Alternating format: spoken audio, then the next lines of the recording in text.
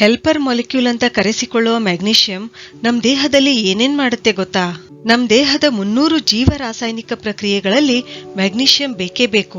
National institute of health ಪ್ರಕಾರ ವಯಸ್ಕರಲ್ಲಿ magnesium ಎಷ್ಟು ಬೇಕಂದ್ರೆ ಪುರುಷರ ದೈನಂದಿನ ಅವಶ್ಯಕತೆ 420 ಮಿಲಿಗ್ರಾಂನಷ್ಟಾದ್ರೆ ಮಹಿಳೆಯರ ದೈನಂದಿನ ಅವಶ್ಯಕತೆ 320 ಮಿಲಿಗ್ರಾಂನಷ್ಟು. ಮ್ಯಾಗ್ನೀಷಿಯಂ ಒಂದು ಶಕ್ತಿಶಾಲಿ ಆಂಟಿ ಇನ್ಫ್ಲಮೇಟರಿ ಖನಿಜ ಆಗಿರೋದ್ರಿಂದ ಇದು ತಂಪಾದ, ಕ್ಷಾರೀಯ, ನಿದ್ರೆ ತರಿಸುವ ಗುಣ ಹೊಂದಿದೆ. ಮೈಗ್ರೇನ್ ಸಮಸ್ಯೆಯಿಂದ ಬಳಲುತ್ತಿದ್ರೆ ನಮ್ ದೇಹದಲ್ಲಿ ಮ್ಯಾಗ್ನೀಷಿಯಂ ಲೆವೆಲ್ ಕಡಿಮೆಯಾಗಿದೆ ಎಂದರ್ಥ. ನಾವು ಮ್ಯಾಗ್ನೀಷಿಯಂ ಅನ್ನು ಸರಿಯಾದ ಪ್ರಮಾಣದಲ್ಲಿ ಸೇವಿಸುತ್ತಾ ಬಂದ್ರೆ ಟೈಪ್ 2 ಡಯಾಬಿಟಿಸ್ ಆಗುವ ಸಾಧ್ಯತೆಗಳು ತುಂಬಾ ಕಡಿಮೆ ಎಂದು ಅಧ್ಯಯನದಿಂದ ತಿಳಿದು ಬಂದಿದೆ. ಕ್ಯಾಲ್ಸಿಯಂ ಮತ್ತು ರಂಜಕ ಸರಿಯಾಗಿ ಕೆಲಸ ಮಾಡಲು ಬೇಕಾಗುವ ಕಿಣ್ವಗಳಿಗೆ ಮ್ಯಾಗ್ನೀಷಿಯಂ ಬೇಕು. ಬಹುಕಾಲದವರೆಗೆ ಮ್ಯಾಗ್ನೀಷಿಯಂ ಕೊರತೆ ಆದ್ರೆ ಕ್ಯಾಲ್ಸಿಯಂ ಮತ್ತು ರಂಜಕಗಳ ಕೊರತೆ ಕೂಡ ಉಂಟಾಗುತ್ತೆ. ಇದರಿಂದ ಏನಾಗುತ್ತೆ? ಮೂಳೆಗಳ ಆರೋಗ್ಯ ಕುಗ್ಗುತ್ತದೆ. ಮ್ಯಾಗ್ನೀಷಿಯಂ ಸರಿಯಾದ ಪ್ರಮಾಣದಲ್ಲಿ ಸೇವಿಸುತ್ತಾ ಬಂದ್ರೆ ನಮಗೆ ಮೂಳೆಗಳ ಸಮಸ್ಯೆ ಉಂಟಾಗೋದಿಲ್ಲ. ಹೀಗಾಗಿ ಇದೇನಂತಂದ್ರೆ ಮೂಳೆಗಳ ಆರೋಗ್ಯ ಕಾಪಾಡುತ್ತೆ. ವಿಟಮಿನ್ ಇ ಮತ್ತು ವಿಟಮಿನ್ ಬಿ ಕಾಂಪ್ಲೆಕ್ಸ್ ಈ ಜೀವಸತ್ವಗಳು ಸರಿಯಾಗಿ ಕಾರ್ಯನಿರ್ವಹಿಸಲು ಕೂಡ ಮ್ಯಾಗ್ನೀಷಿಯಂ ಬೇಕು. ಮ್ಯಾಗ್ನೀಷಿಯಂ ಏನಿದೆ ಅಲ್ಲ, ಇದು ವಿಟಮಿನ್ ಬಿ6 ಜೊತೆ ಸೇರಿ ಮೂತ್ರದ ಕಲ್ಲು, ಕಿಡ್ನಿ ಸ್ಟೋನ್ ಆಗದಂತೆ ತಡೆಯುತ್ತೆ. ಮ್ಯಾಗ್ನೀಷಿಯಂ ಹೃದಯದ ಆರೋಗ್ಯಕ್ಕೂ ಒಳ್ಳೆಯದು. ಇದೇನಂತಂದ್ರೆ ಹೃದಯಕ್ಕೆ ಆಮ್ಲಜನಕ ಕೊರತೆಯಾಗದಂತೆ ಮಾಡುತ್ತೆ, ಹೃದಯಾಘಾತವನ್ನು ತಪ್ಪಿಸುತ್ತದೆ. ಅಷ್ಟೇ ಅಲ್ಲ, ರಕ್ತದೊತ್ತಡ ಕೂಡ ನಿಯಂತ್ರಣದಲ್ಲಿಡುತ್ತೆ. ಡಿಎನ್ಎ ಮತ್ತು ಆರ್ಎನ್ಎ ತಯಾರಿಕೆಯಲ್ಲಿ ಮತ್ತು ರಿಪೇರ್ ಆಗುವಲ್ಲಿ ಕೂಡ ಏನಂತಂದ್ರೆ ಮ್ಯಾಗ್ನೀಷಿಯಂ ಸಹಾಯ ಮಾಡುತ್ತದೆ. ಅಧ್ಯಯನದ ಪ್ರಕಾರ ನಮ್ಮ ಮಿದುಳಿನಲ್ಲಿ ಮ್ಯಾಗ್ನೀಷಿಯಂನಿಂದ ಸೆರೋಟೋನಿನ್ ಹಾರ್ಮೋನ್ ಹೆಚ್ಚು ತಯಾರಾಗುತ್ತೆ. ಈ ಸೆರೋಟೋನಿನ್ ನಮ್ಮಲ್ಲಿ ಒತ್ತಡ, ಆತಂಕ, ಖಿನ್ನತೆ ಕಡಿಮೆ ಮಾಡಿ ಚೆನ್ನಾಗಿ ನಿದ್ರೆ ಮಾಡುವಂತೆ ಮಾಡುತ್ತೆ. ಕಲಿಯುವ ಸಾಮರ್ಥ್ಯ, ನೆನಪಿನ ಶಕ್ತಿ, ಜೀರ್ಣಶಕ್ತಿ ಇವೆಲ್ಲ ಹೆಚ್ಚಿಸುತ್ತೆ.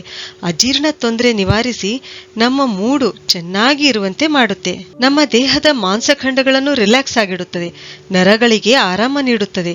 ಇಷ್ಟೆಲ್ಲಾ ಕೆಲಸ ಮಾಡುವ ಮ್ಯಾಗ್ನೀಷಿಯಂ ನಮ್ಮ ಜೋಳದ ರೊಟ್ಟಿಯಲ್ಲಿದೆ. 100 ಗ್ರಾಂ ಜೋಳದಲ್ಲಿ 171 ಮಿಲಿಗ್ರಾಂನಷ್ಟು ಮ್ಯಾಗ್ನೀಷಿಯಂ ಇರುತ್ತೆ. ಇನ್ನು 100 ಗ್ರಾಂ ರಾಗಿಯಲ್ಲಿ 137 ಮಿಲಿಗ್ರಾಂನಷ್ಟು ಮ್ಯಾಗ್ನೀಷಿಯಂ ಇರುತ್ತೆ.